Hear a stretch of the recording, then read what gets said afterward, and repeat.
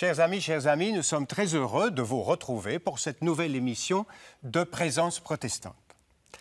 La violence faite aux femmes, et principalement la violence sexuelle, est un crime contre l'humanité. Ce sont des paroles que le docteur Mukwege a prononcées à certaines reprises, notamment lors de la remise de son prix Nobel de la paix 2018. Durant cette émission, nous allons aller à la rencontre de cette personnalité à la fois humble et attachante.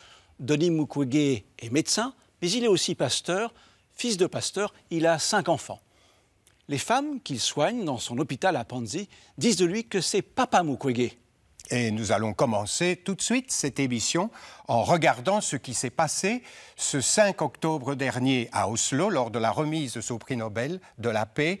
Et surtout, nous écoutons un extrait de son discours, des mots forts et engagés.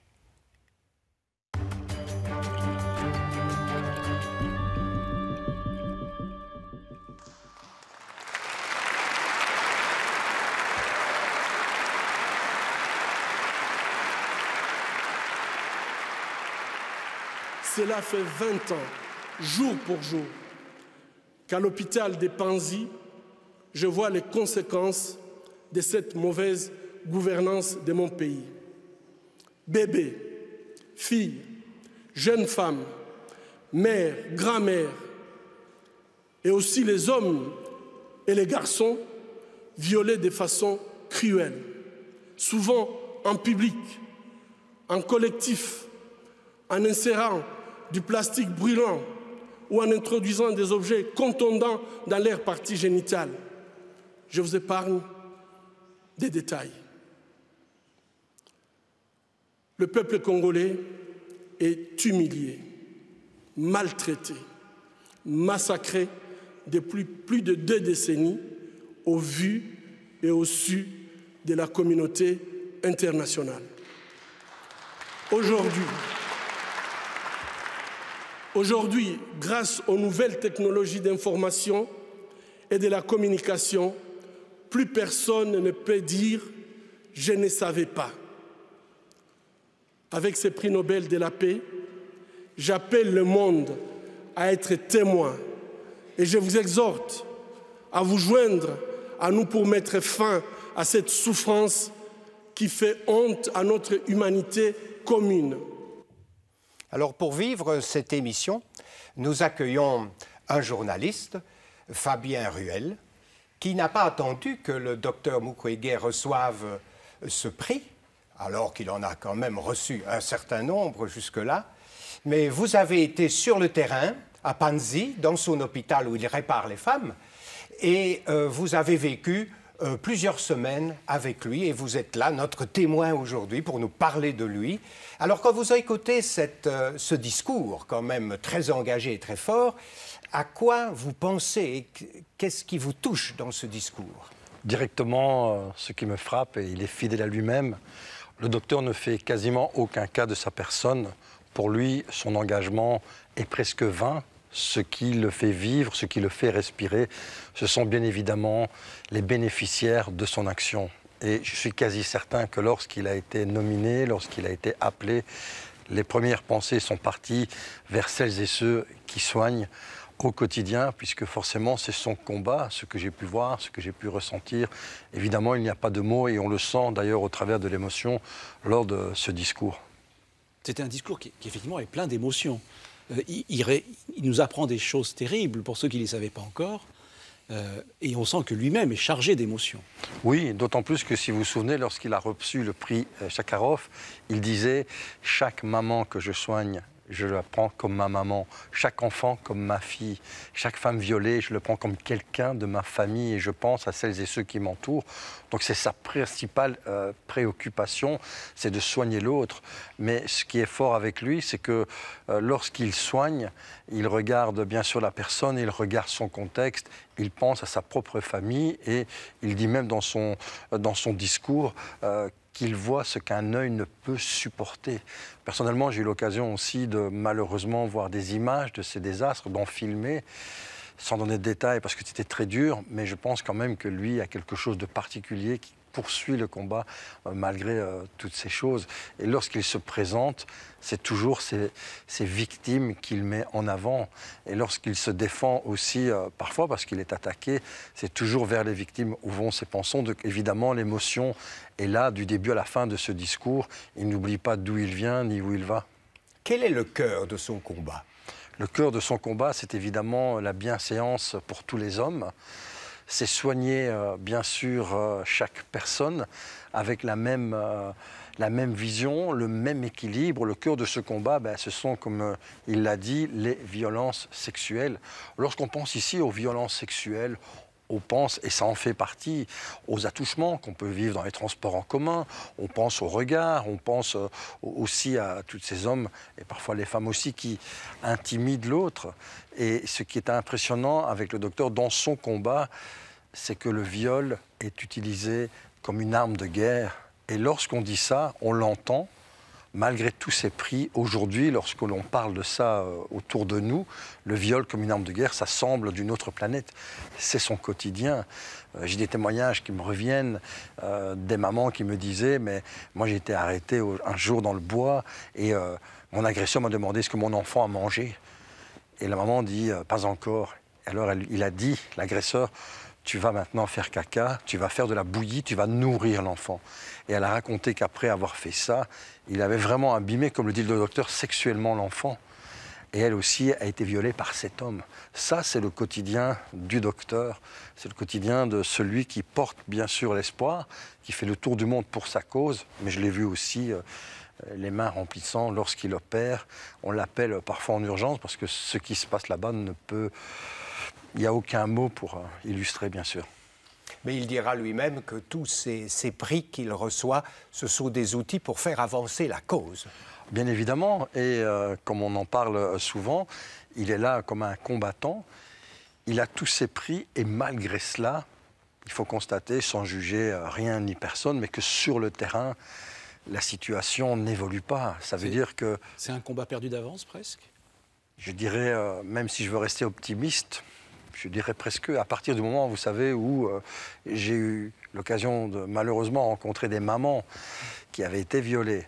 Leur enfant était violé devant leurs enfants et qu'elles vous disent que 3 semaines après, elles rencontrent l'agresseur au marché. Je ne vais pas juger, évidemment, chaque pays a ses lois, ses coutumes, mais l'impunité, et ça le docteur le dit souvent, l'impunité reste complètement incroyable. Donc, il y a un principe qui est rappelé à Bruxelles au Mont des Arts, cette phrase qui dit « quand on sauve une vie, on sauve le monde ».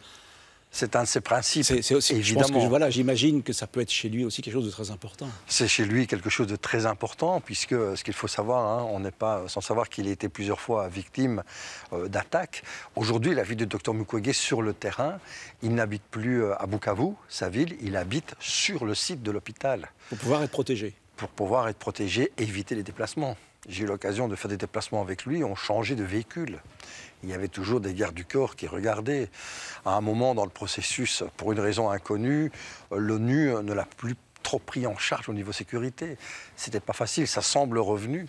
Mais en tout cas, je pense qu'il a la carrure de quelqu'un qui est prêt à donner sa vie pour les autres. Hein. C'est un des grands principes qu'on peut retrouver aussi. Alors, vous avez vécu sur le terrain avec lui, vous avez voyagé avec lui, vous êtes revenu aussi avec des documents inédits. Nous allons en voir quelques images maintenant. Qu'est-ce qui vous a le plus touché là-bas? Qu'est-ce qui vous a le plus parlé? Sans rien dévoiler des images, ce qui est impressionnant, c'est malgré la violence, malgré la dureté des actes, hein, on peut le voir d'ailleurs sur ces images, c'est leur sourire, leur chant. Donc, quand on voit ces images, hein, elles ont donné leur accord, bien évidemment, d'être filmées, mais sachez que derrière ces images, toutes ces femmes ont malheureusement été violentées. Il y a beaucoup de souffrance derrière ces images. Oui, et pourtant, il y a beaucoup de joie. Voilà, beaucoup de sourires. Et c'est ça qui m'a le plus marqué, c'est de voir cette résilience, finalement. Là où certaines ou certains sont vite abattus, là, on voit que la vie continue et elle lutte pour avancer. Et ça, c'est vraiment très touchant de voir le sourire que le docteur rend à toutes ces femmes aussi au travers de ses valeurs et convictions. On peut réparer l'irréparable, finalement. Avec le docteur, on va dire que oui, c'est possible, hein, puisque j'ai eu l'occasion aussi de filmer des interventions qui ont duré 4 heures. Et après l'intervention, ce n'était pas le docteur, c'était son premier assistant. Il m'a dit, maintenant, on va voir si ça marche. Donc le gars a opéré 4 heures, et puis il a injecté du bleu de méthylène un peu dans l'organe, pour ne pas aller trop en détail. Et si le bleu sortait, c'était foutu. Et là, heureusement, le bleu de méthylène est bien resté dans toutes ces parois qui avaient été fortement abîmées, comme il l'a dit, hein, vraiment, il n'y a pas de mots, vraiment des objets dans les organes génitaux, des brûlures, enfin, et encore, je vous en passe. Alors, sur ces images, on vient de voir justement qu'il y a une prise en charge holistique. On va y revenir tout à l'heure. Mais on s'occupe des enfants, on s'occupe un peu de la lessive. Et donc, tout se fait dans l'hôpital même, dans l'enceinte de l'hôpital. Oui, c'est-à-dire qu'au départ, le docteur avait voulu créer une maternité, simplement. Et puis aujourd'hui, c'est devenu l'hôpital général de référence de Panzi. Donc, il y a bien sûr toute cette section lourde, les survivantes des violences sexuelles, c'est les SVS. Mais à côté de ça, on peut très bien aller se faire soigner pour le cœur, pour le poumon, pour le foie. C'est vraiment devenu un très bel hôpital. Et à côté de ça, il y a la Fondation Panzi qui est née. Et vous parliez du côté holistique. Eh bien, donc, le docteur a dit il faut les soigner, premièrement, bien sûr, du côté de la médecine, du côté de la chirurgie. Mais je ne veux pas les renvoyer comme ça, parce que... Il y a d'autres choses à faire pour mettre l'homme debout. Mais on y reviendra dans quelques instants. Hein. C'est un chapitre important, je pense, quand on parle du docteur Mukwege. Comment cette vocation est venue? Vous l'avez côtoyé, donc est-ce qu'il vous a dit un peu son histoire? Comment est-ce qu'il en est venu à la gynécologie? Oui, au départ, en fait, le docteur voulait être pédiatre. Ça, c'était vraiment ce qu'il ressentait, soigner les enfants. Et puis, il me disait qu'il avait dû constater que les femmes accouchaient par terre, dans la rue, dans la misère la plus totale, dans d'atroces souffrances. Et là, il s'est dit, je ne peux pas rester indifférent. Et donc, il s'est, à ce moment-là, orienté vers la gynécologie. Et tout en allant, en étant justement gynécologue, il a dû faire face, comme on dirait aujourd'hui dans les urgences, à des cas où il s'est dit, ce n'est pas possible. 1999 voilà, 20 ans, est une année où, justement, il s'est rendu compte, et bon, il a reçu les premières personnes violées, violentées, traumatisées. Et alors là, tout a changé pour lui, je pense. Oui, tout a changé. Et je vais vous donner aussi une des raisons principales, c'est qu'en 1999, il a opéré donc ses premières victimes. Mais ce qui a été vraiment frappant pour lui, c'est qu'il a opéré, on va dire ainsi, une génération, puis une deuxième et une troisième génération. Puisque en Afrique, dans certains contextes, on peut être maman à 18 ans et puis ça va très vite. Et là, il s'est dit non, je ne peux pas. Je ne peux pas supporter ça plus longtemps. Il dit depuis le cheminement... Je dois faire autre chose que de les réparer. Voilà. Où il faut réparer plus que le corps. Voilà, c'est ça. Et donc là, on parlait si c'est l'heure d'apporter le côté holistique. Ce n'est pas encore l'heure. Ce n'est pas encore l'heure, mais là, il s'est dit il faut une prise en charge globale, parce que ce qu'on n'a pas encore dit, c'est que dans ce contexte-là, la femme qui a été violée, elle est rejetée par son entourage. C'est ça qui est terrible. Une exclusion sociale à ce moment-là. Une exclusion sociale, une exclusion familiale. Elle se retrouve du jour au lendemain. Je me souviens des témoignages que j'ai pu recueillir. Une fille que j'ai interviewée, elle a vécu à la rue parce que ses parents lui disaient « Tiens, c'est bizarre, tu manges trop, tu grossis ». Et puis elle avait été violée à 14 ans. Et là, ils se sont dit « Ouh là là ». Et là, on l'a mis dehors. Mais heureusement, la Fondation l'a récupérée. Et aujourd'hui, elle est maman d'une petite fille.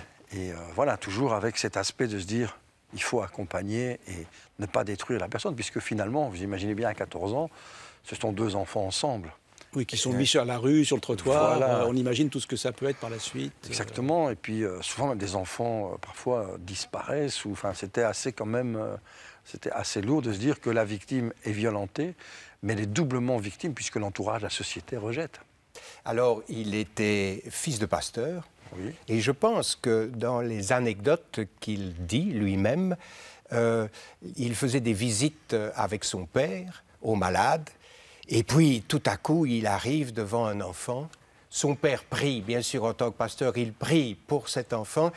Et Denis Mukwege pense en lui-même, il lui faut plus que la prière, un jour je deviendrai médecin pour le soigner, pendant que mon père continuera à prier. C'est une anecdote très touchante, mais il se veut aussi pasteur. Oui, hein, c'est vrai que Dr Mukwege, c'est avant tout un homme d'État quelque part, un homme de médecine, mais aussi un homme de foi. Il ne s'en est jamais caché.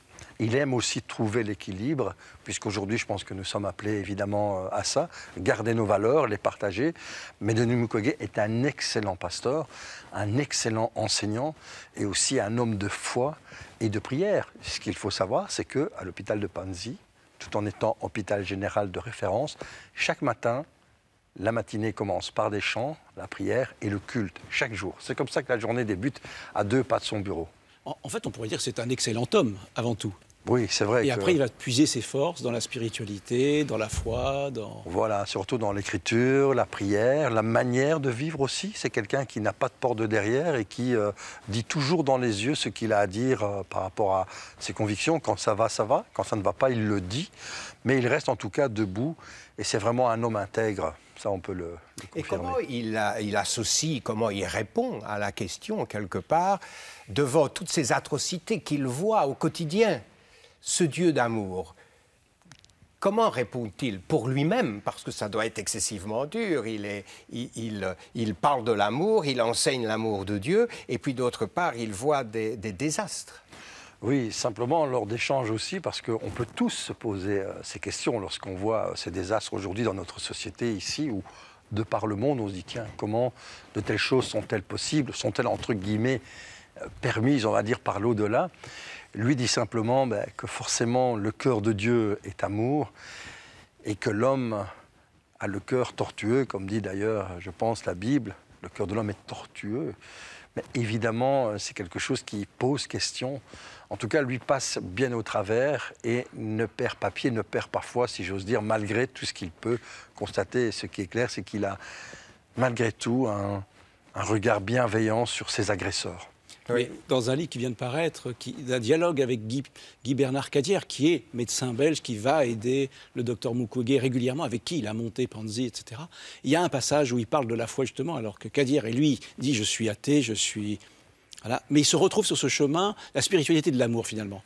Oui, voilà, c'est vrai. Pour eux, dans ce dialogue qu'ils ont tous les deux avec le journaliste qui les interviewe, c'est ça l'importance, c'est ce sentiment d'amour en disant « on se bat pour ça ». Oui, c'est clair. Et puis, c'est vrai, vous faisiez tout à l'heure allusion à la foi, la Bible.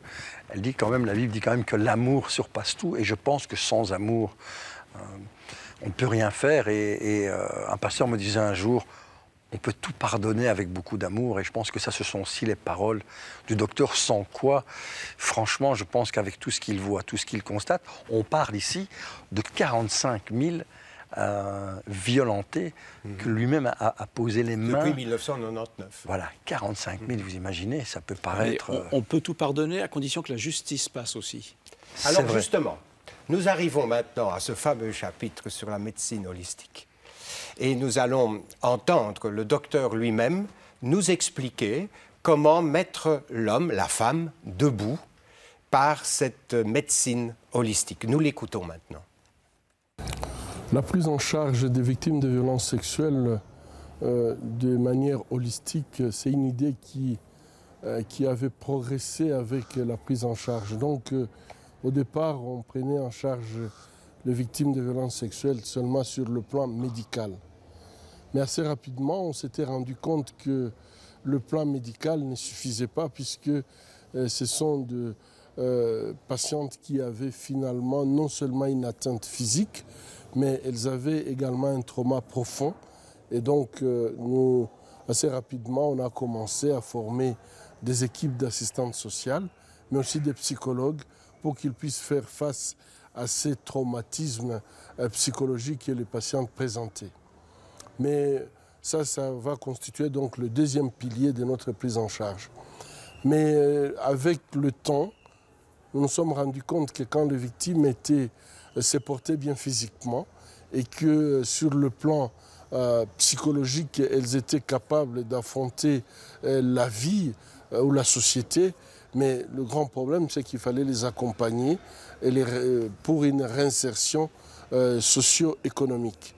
Et là, nous avions fait une équipe nous avions créé une équipe qui les accompagne sur le plan économique, donc spécialement en leur donnant un nouveau profil professionnel lorsqu'elles n'avaient pas une profession spécialement en ville, lorsqu'elles viennent des villages qui ont été ravagés, des villages qui ont été brûlés, où en fait tous les parents ont été assassinés et que les femmes n'avaient pas un point de chute dans leur village. Il était important de pouvoir les aider à reprendre leur vie dans un autre milieu. Et ça, donc, ça supposait d'avoir un soutien, non seulement avoir un profil, mais avoir aussi un soutien sur le plan économique. Mais cette prise en charge économique ne se limite pas tout simplement à donner un nouveau profil professionnel, mais également pour les jeunes ou les enfants. Notre priorité, c'était de les remettre à l'école pour qu'elles aient une scolarisation, parfois la scolarisation des adultes, donc une scolarisation accélérée, ou tout simplement une scolarisation formelle, et donc qui leur permettent en fait de reprendre l'école, le chemin de l'école ou des études. Et nous avons même certaines femmes qui sont prises en charge au niveau universitaire. Et donc avec cette activité socio-économique, on s'est rendu rapidement compte que les femmes, elles étaient capables non seulement de se prendre en charge, mais également de mener des activités parfois qui leur permettaient de prendre en charge toute leur famille et donc où se réinsérer dans la société correctement. Mais quand les femmes se portaient bien physiquement, psychologiquement, elles étaient suffisamment fortes pour affronter la société, qui économiquement, elles étaient capables de payer leur loyer, ou alors payer leur loyer ou avoir tout simplement une activité économique normale. Et donc elles avaient des revenus qui leur permettaient de vivre de façon autonome. On s'est rendu compte que c'est à ce moment-là que les femmes revenaient à nous pour dire mais écoutez, je sais celui qui est responsable de ce qui m'est arrivé, la personne qui m'a violée, je continue à voir cette personne qui circule librement.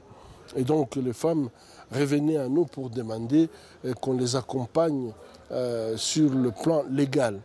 Et là donc nous avions créé la clinique juridique qui non seulement a des activités d'assistance juridique, mais également des activités d'assistance judiciaire. Donc, elles font, dans cette clinique, on donne une formation sur le droit de la femme et donc comment la femme peut défendre ses droits, mais également lorsqu'elle a besoin d'être accompagnée devant les cours et tribunaux, nous avons des avocats qui peuvent les accompagner.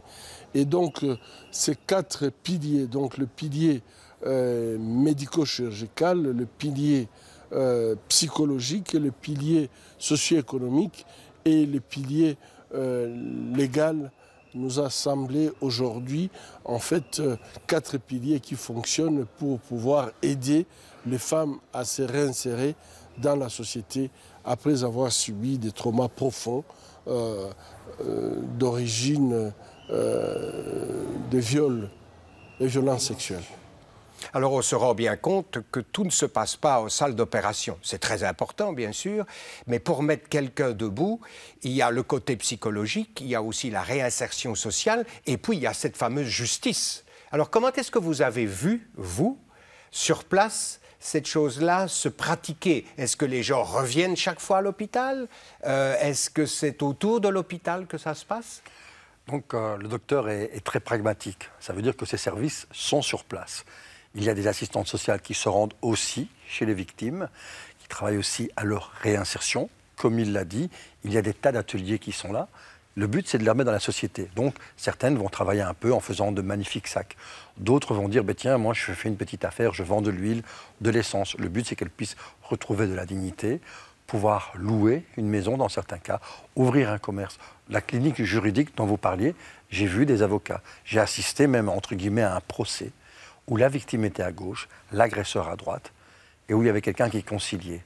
C'est ça. Et dans l'enceinte même de l'hôpital. Dans l'enceinte même de l'hôpital, à quelques pas de là, la clinique juridique est là. Et donc c'est assez impressionnant de voir ces agresseurs et puis en face la victime et de voir aussi parfois beaucoup d'amour chez l'agressé qui pardonne presque son agresseur. Il trouve un terrain d'entente. Et ça permet à l'agresseur de sortir de l'agression peut-être, cet amour qu'on lui donne. Parce que... Exactement, là je pense que vous dites vraiment ce qu'on ressent au travers de ça quand ça se passe comme ça. Quand ça se passe bien. Quand ça se passe bien. Quand l'agresseur ne nie pas. Il y a des évidences, parce que bien souvent, là-bas, c'est parole contre parole. Mais... Donc on voit vraiment que cet hôpital de Panzi, c'est vraiment un centre vital, extraordinaire et indispensable pour ces gens. Alors le docteur a aussi un rêve. Et cela, en préparant cette émission, on a pensé à Martin Luther King aussi, prix Nobel de la paix. Et nous écoutons maintenant ce rêve qui nous explique. Les rêves que j'ai, c'est d'abord voir dans mon pays les choses changer et que finalement les filles et les garçons peuvent se mettre ensemble et pouvoir résoudre les problèmes qui se posent dans notre communauté, dans notre société, ensemble, dans le respect mutuel. Et ça, je crois que c'est un rêve.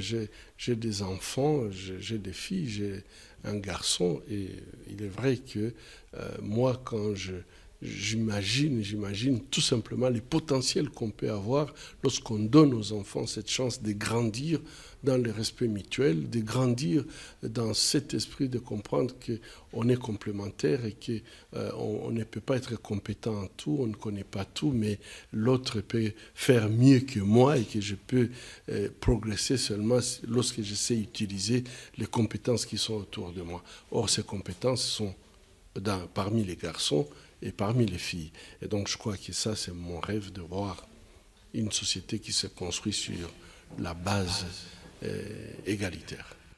On ne peut pas y arriver si on n'est pas ensemble, les hommes et les femmes ensemble. Je rêve d'une société qui se construise sur la base égalitaire entre filles et garçons. Je pense que ça peut être notre conclusion pour aujourd'hui. Et nous vous convions à une nouvelle émission de Présence protestante. Au revoir.